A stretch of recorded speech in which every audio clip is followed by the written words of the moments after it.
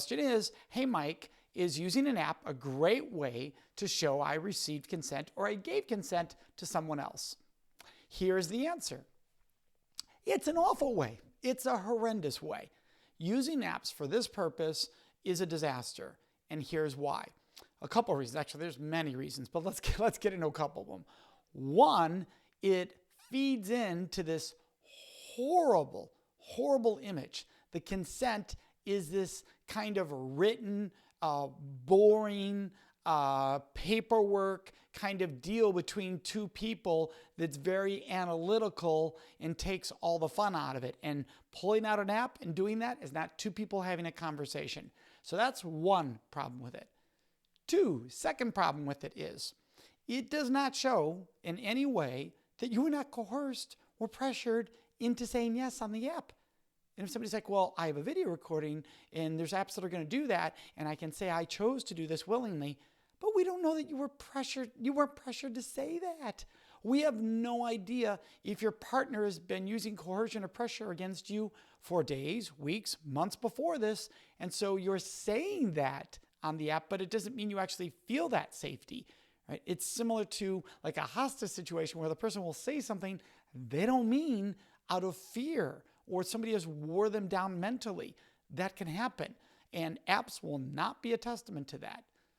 3, we do not know your state of sound mind or not being of sound mind using an app.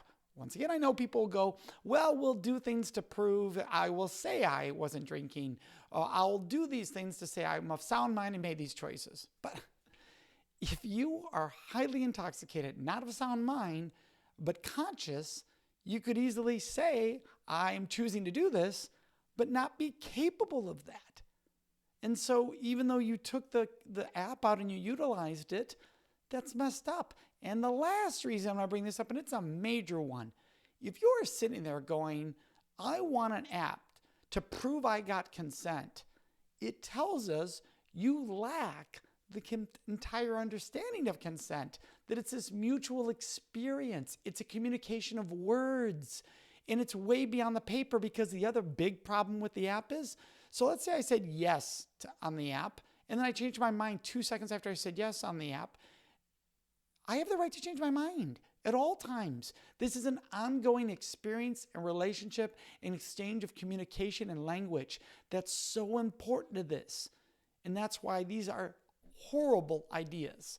And I know people that love them out there, but it's actually ruining the consent conversation when you say pull out an app, and there's so many problems with it. It's a disaster.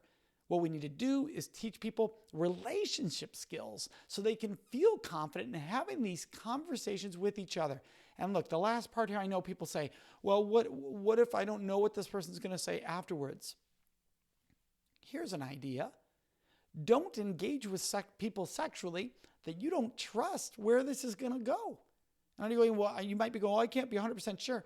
Well, you can make better choices so that you can feel safer with who you're choosing to be sexually active with.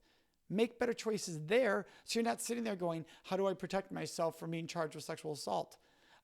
Make sure that you are always respectful, that you're caring, that this is a mutual experience, that no alcohol is needed for the decision to take place. In other words, people are of sound mind or drugs or any of that.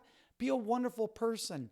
That's the key. And do this the right way through verbal communication and built on respect at all times. That's going to be better than any app you will ever discover. And that is today's question.